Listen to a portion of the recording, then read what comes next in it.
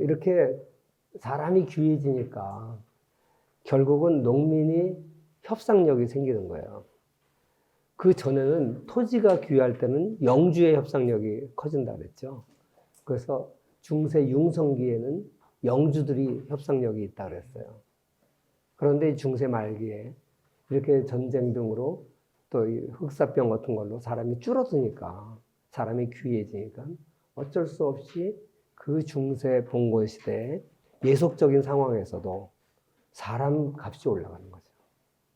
그러니까 어마어마한 신분전으로 이렇게 사람을 얽매어 놓았던 전근대 사회도 이 인구의 압력이라는 건 어마어마해서 그 신분의 사슬을 끊어버릴 수 있는 거예요. 그러니까 경제사에서 근대 사회 이전에는 가장 중요한 변수가 뭐냐? 토지와 인구의 상대적인 희소성이에요.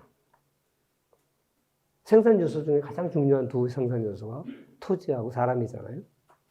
그게 어떤 것이 더 희소하게 되느냐는 인구 증가에 달렸다고요. 그러니까 게르만 민족이 이동해 온 것도 인구가 드러나니까 먹거리가 부족하고, 우리가 지난번에 살펴봤듯이 농경혁명이 일어난 것도 먹거리가 부족하니까 사람들이 심기 시작했잖아요. 그리고 재산권이 형성되고, 이렇게 굉장히 중요한 변수가 인구입니다. 그리고 이제 사람 농노들이 점점 이제 가치가 올라가게 되니까 요구하는 것이 자유를 요구하게 되죠.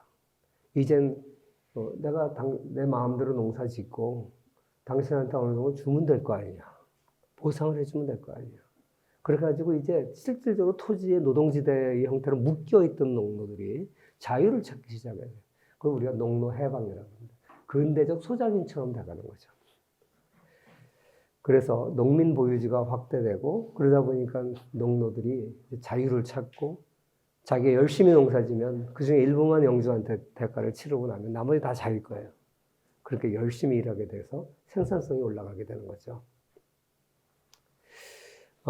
그 다음에 이제 인구가 줄어드니까 다른 한편으로는 봉건 반동이 일어납니다.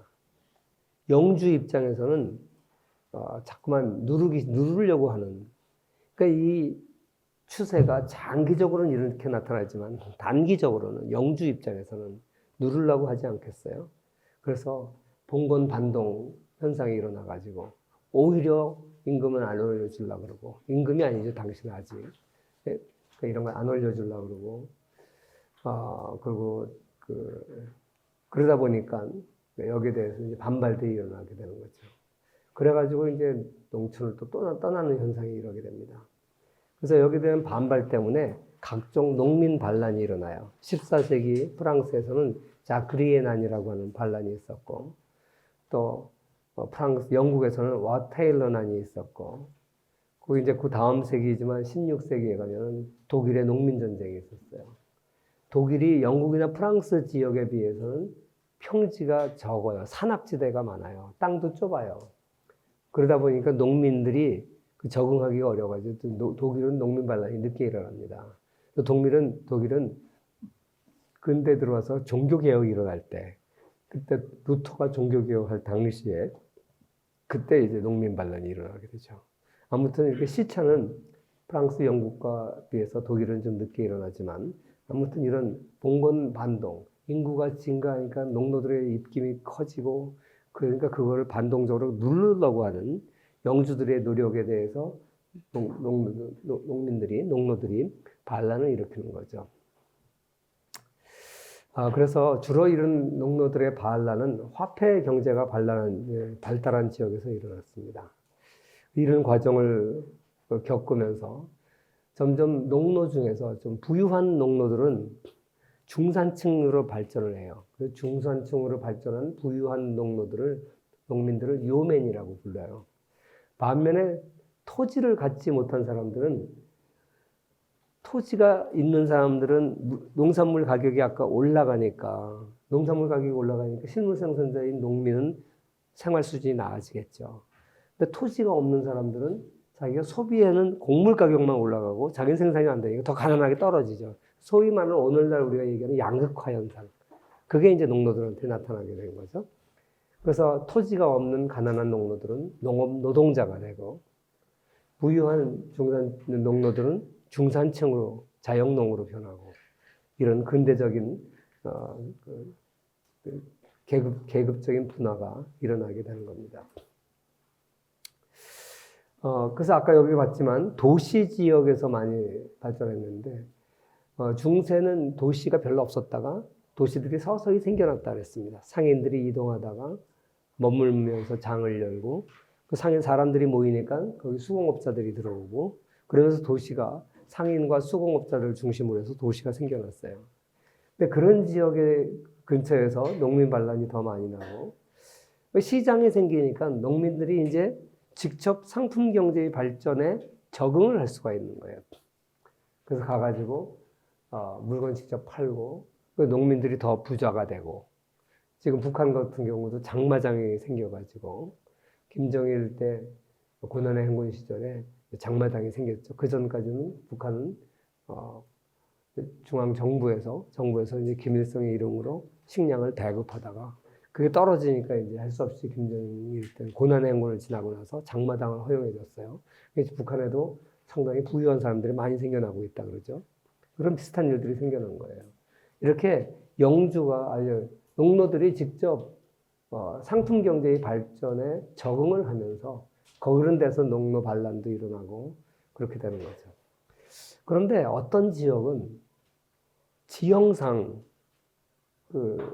장터가 아주 멀리 있는 경우가 있어요.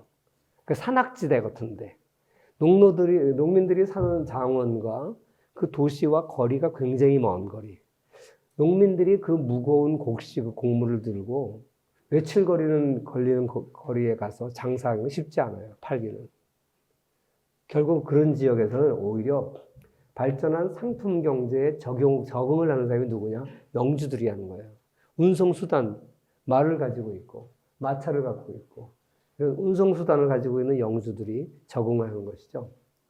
그래서 동유럽에서는 그 엘베강, 독일의 라인강 우측에 엘베강이라고 있는데, 그 엘베강 이동이 산악지대가 많아요. 그래서 그쪽 지대에서는 농민들이 시장에 내다가 팔기에는 너무나 불편해요. 그러니까 그쪽 지역에서는 오히려 영주들이 시장 경제에 적응을 하게 되고, 그래서 거기는 오히려 영주가 농노들을 과거보다 더 토지에 묶어버리게 돼요. 우리가 알다시피 서구 그러잖아요. 서구 유럽이 시장 경제가 발전하고 자본주의를 이뤘잖아요.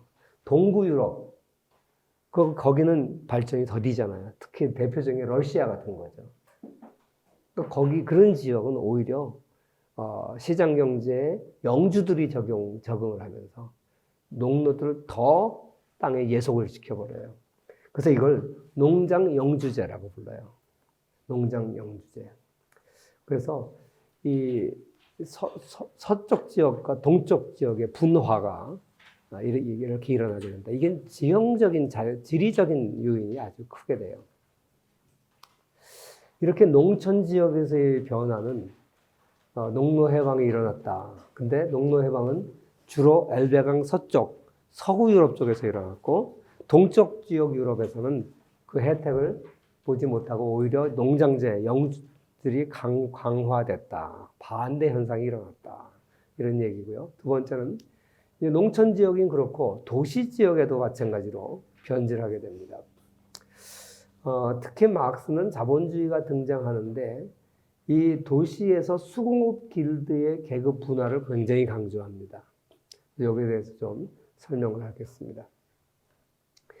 우리가 길드에 대해서 지난번에 설명을 했어요. 이 길드 중에도 상인 길드가 있고 수공업 길드가 있어요. 상인은 예를 들어서 상업에 종사하는 사람들이 만든 건 상인 길드고, 대장간이라든지 무슨 이렇게 수공업자들이 만든 건 수공업 길드라고 그러죠. 독일에서는 그걸 줌푸트라고 부르는데, 이 줌푸트 수공업 길드는 세 가지 계급으로 되어 있죠. 마스터가 맨 위에 있고, 그 밑에 직인, 조니맨, 직인이 있고, 그 다음에 그 밑에 도제가 있어요. 도제는 요새 우리로 치면 이제 견습생이죠, 견습생. 월급이 없어요. 어린아이들을 와서 가르쳐 주는 거, 기술 가르쳐 주는 거. 어느 정도 청소년이 돼서, 성인이 돼서 기술도 익히고, 그렇게 되면 이제 월급을 줘요. 그게 직인이에요. 그러다가 직인이 이제 완전히 더 이상 가르칠 것이 없다. 하산하여라. 그러고 나가서 자기 독립을 하면 이게 마스터가 되는 거죠. 이 도시가 막 발전할 때는 여기서 갈등이 없어요. 어린아이를 많이 거두어서 걔를 기술을 가르쳤다가 그 중에 몇 명은 청년으로 살아서 직인이 되고 나가서 또 방을 열게 해주고 그러면 같은 수공업 길드에 걔도 또 마스터가 들어오게 되고 한참 도시가 확장되고 물건이 잘 팔릴 때는 별 문제가 없어요. 근데 어느 정도 다 팔리고 이제 장인의 숫자가 너무 많아지니까 어떻게 되겠습니까? 더 이상 직인이 많아지니 경쟁이 되는 거죠. 공급자가 많아지니까. 그러니까 이제 마스터들끼리 모여서 직인에서 마스터로 올라가는 걸 까다롭게 만드는 거예요. 예를 들어서 시험 문제를 되게 어렵게 낸다든지 굉장히 고난이 기술을 요구한다든지 아니면 돈이 많이 드는 원료로 물건을 만들게 한다든지 나중에 말기로 가면 아주 노골적으로 그 장인 마스터의 아들이나 친자식이나 아니면 마스터가 죽고 과부가 남으면 그 과부랑 재혼한 직인, 사위 이런 사람이 아니면 마스터가 못 돼요. 그런 이제 문제가 생겨나는 게 그게 이제 장인의 폐쇄성이죠. 높은 입회비를 주고 값비싼 이제 시작품을 요구하고 그렇게 되니까 직인들이 자기들끼리 똘똘 뭉쳐서 직인 길드를 만들었어요. 그게 오늘날의 노동조합의 선구자다, 뭐 시초적인 모습이다 이렇게 얘기를 합니다. 그래서 옛날에는 같은 장인 그러면 뭐 다 같았는데 이제 부유한 장인과 가난한 장인 사이가 나눠지고 이렇게 장인 내에서도 또 부분이 생기면서 가난한 장인들은 물건 제대로 못 팔고 경쟁이 심해지니까 거기 적응을 잘 하지 못한 사람들은 평생 직인 같은 신분으로 떨어져 버리고 그리고 이제 그 상인과 수공업자는 원래 별개였어요. 나중에 상인들이 돈을 벌면서 직인들을 고용하기 시작해요. 그 직인들한테 또 이 기술 있는 장인들한테 원료를 제공해야 되게 돼요.